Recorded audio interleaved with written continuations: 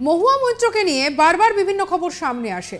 এবারে মহুয়ার বয়ফ্রেন্ডের তীর বাংলায় পুলিশের সাহায্যে অন্য বয়ফ্রেন্ডের উপর নজর, এই প্রশ্নটা নতুন করে ঘোরাফেরা করতে শুরু করেছে। বেঙ্গল পুলিশের একজন সিনিয়র বন্ধু অফিসারের সাহায্যে নাকি মহুয়া মৈত্রের প্রাক্তন বয়ফ্রেন্ডদের ওপরে নজরদারি চালাচ্ছেন। তৃণমূলের প্রাক্তন সাংসদের বিরুদ্ধে এবারে অনৈতিক নজরদারির অভিযোগ সামনে এসেছে।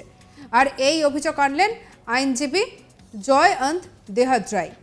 আর এই আইনজীবীর সঙ্গে মহুয়ার একটা সময় খুব অল্প সময়ের জন্য হলেও সম্পর্ক ছিল।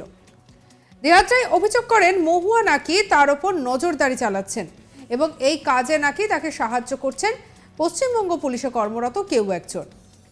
আর এই নিয়ে ইতিমধ্যেই সিবিআই এর কাছে অভিযোগ দায়ের করেছেন দেহাদ্রাই।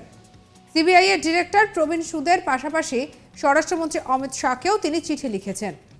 29 ডিসেম্বর লেখা চিঠিতে দেহাদ্রাই অভিযোগ জানিয়েছেন যে হতে পারে মহুয়া মৈত্র তার ফোন নম্বর ট্র্যাক করে তার লোকেশন ট্র্যাক করছেন। এর জন্য মহুয়া পশ্চিমবঙ্গ পুলিশের কোনো সিনিয়র আধিকারিকের সাহায্যও নিয়ে থাকতে পারেন, কারণ মহুয়া নাকি আগেও এমনটা করেছেন বলেই দাবি করেছেন দেহাদ্রাই। তার অভিযোগ 2019 সালে নাকি মহুয়া মৈত্র সুহান মুখার্জি নামে এক ব্যক্তিকে ঠিক এইভাবেই ট্র্যাক করেছিলেন। দেহাদ্রাইয়ের দাবি সেই ব্যক্তি নাকি মহুয়ার প্রাক্তন বয়ফ্রেন্ড ছিলেন। প্রাক্তনকে ট্র্যাক করার ব্যাপারটি মহুয়া নিজেই দেহাদ্রাইয়ের কাছে বলেছিলেন।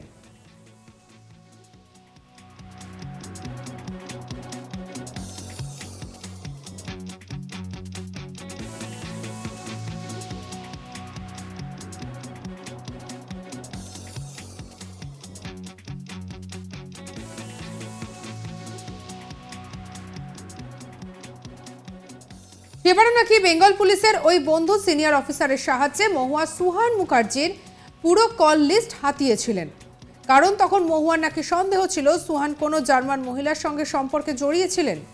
আর এই নিয়ে আইনজীবী জয় অনন্ত দেহাদ্রাই বলেছিলেন, সিবিআইকে অভিযোগও জানিয়েছিলেন। ইস্যুটা খুবই গুরুত্বপূর্ণ, বেশ কয়েকজন এতে জড়িয়েও রয়েছেন। যার বিরুদ্ধে অভিযোগ জানিয়েছি তার সঙ্গে ওড়িশার কেউ রয়েছেন, ওনাকে অর্থনৈতিকভাবে সাপোর্ট করছেন, তাই লড়াইটা বেশ কঠিন, তবে আমি পিছু হটব না। আর এই নিয়ে আইনজীবী জয় অনন্ত দেহাদ্রাই কি বলেছেন শুনব।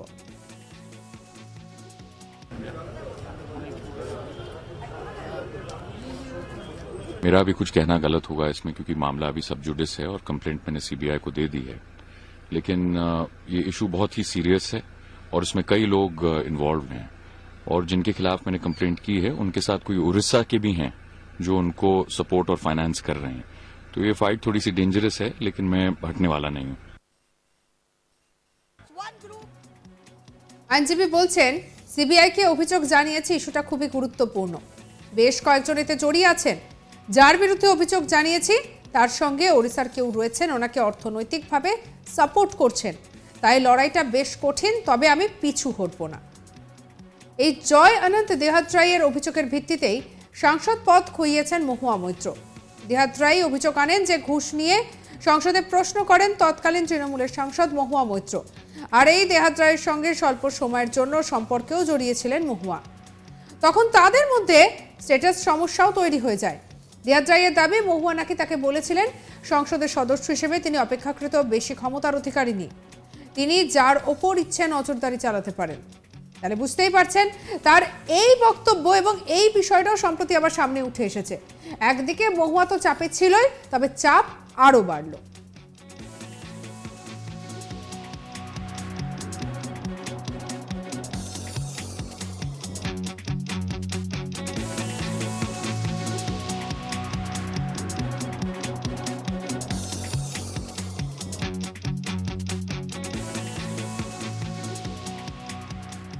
একেই তো ঘুষ নিয়ে প্রশ্নকাণ্ড নিয়ে চাপের মধ্যে রয়েছেন মহুয়া মৈত্র, তার মধ্যে তার আবার এই প্রাক্তন বয়ফ্রেন্ডের ওপরে নজরদারি, এই বিষয়টাও সম্প্রতি সামনে এসেছে। বলা যায় যে বর্তমানে দাঁড়িয়ে একেবারে জোড়া চাপে রয়েছেন মহুয়া মৈত্র।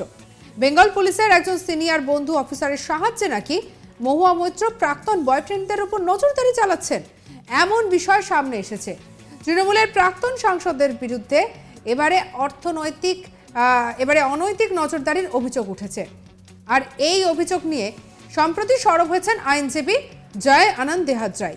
আর এই আইনজীবীর সঙ্গে মহুয়ার একটা সময় খুব অল্প সময়ের জন্য হলেও সম্পর্ক ছিল। তাহলে বুঝতেই পারছেন, একদিকে পুরনো সম্পর্ক এবং অন্যদিকে নতুন করে এই বিষয়টা সামনে এসেছে। আর এদিকে দেহাত রায় অভিযোগ জানাচ্ছেন যে মহুয়া নাকি তার ওপর নজরদারি চালাচ্ছেন, আর এই কাজে নাকি তাকে সাহায্য করছেন পশ্চিমবঙ্গ পুলিশে কর্মরত কোনো একজন ব্যক্তি। আর ইতিমধ্যে এই নিয়েই শুরু হয়েছে তরজাও।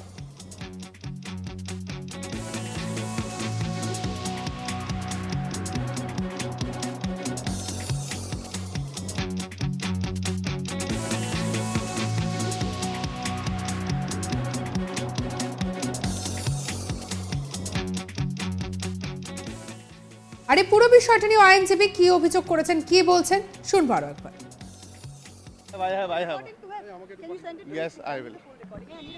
मेरा भी कुछ कहना गलत होगा इसमें, क्योंकि मामला अभी सब जुडिस है और कंप्लेंट मैंने सीबीआई को दे दी है।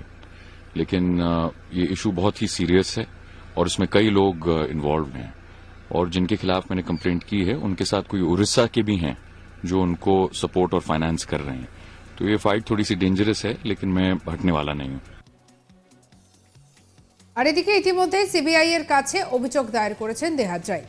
সিবিআই এর ডিরেক্টর প্রবীণ সুদের পাশাপাশি স্বরাষ্ট্রমন্ত্রী অমিত শাহকেও চিঠি লিখেছেন তিনি। অর্থাৎ বিষয়টা এখন কিন্তু আর একেবারে হাতের মধ্যে নেই মহুয়া মৈত্রর, হাতের বাইরে তো বেরিয়ে গিয়েছে এবং জিনিসটা কত দূর অবধি গড়িয়ে গিয়েছে সেটাও বোঝা যাচ্ছে।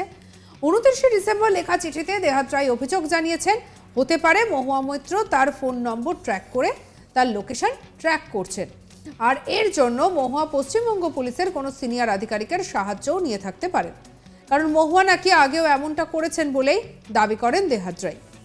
তার অভিযোগ 2019 সালে নাকি মহুয়া মৈত্র সুহান মুখার্জি নামের এক ব্যক্তিকে ঠিক এইভাবেই ট্র্যাক করেছিলেন। দেহাত রায়ের দাবি সেই ব্যক্তি নাকি মহুয়ার প্রাক্তন বয়ফ্রেন্ড ছিলেন। প্রাক্তনকে ট্র্যাক করার ব্যাপারটি মহুয়া নিজেই দেহাত রায়ের কাছে জানিয়েছিলেন।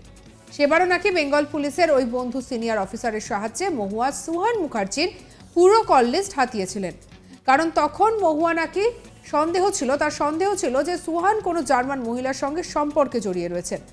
আর এই নিয়ে আইনজীবী জয় অনন্ত দেহাত রায় বলেছেন যে সিবিআইকে অভিযোগও জানিয়েছি, ইস্যুটা খুবই গুরুত্বপূর্ণ, বেশ কয়েকজন এতে জড়িয়ে রয়েছেন, আর যার বিরুদ্ধে অভিযোগ জানিয়েছি তার সঙ্গে ওড়িশার যোগ রয়েছে, ওড়িশার কেউ রয়েছেন এই পুরো বিষয়টার সঙ্গে এবং ওনাকে অর্থনৈতিকভাবে সাপোর্ট করছেন তিনি। তাই লড়াইটা বেশ কঠিন হলে পরেও আমি কোনোভাবেই পিছু হটব না।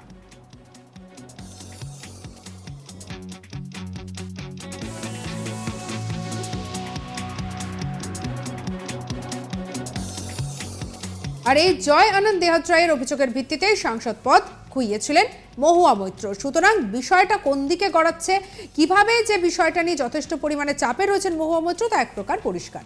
সঙ্গে রাখুন আজ তাক বাংলাকে। পরবর্তী আপডেটের জন্য লাইক, কমেন্ট, শেয়ার, সাবস্ক্রাইব করতে ভুলবেন না। আমরা এখন রয়েছে হোয়াটসঅ্যাপে, তাই ফলো করে নিন, আপডেটেড থাকুন।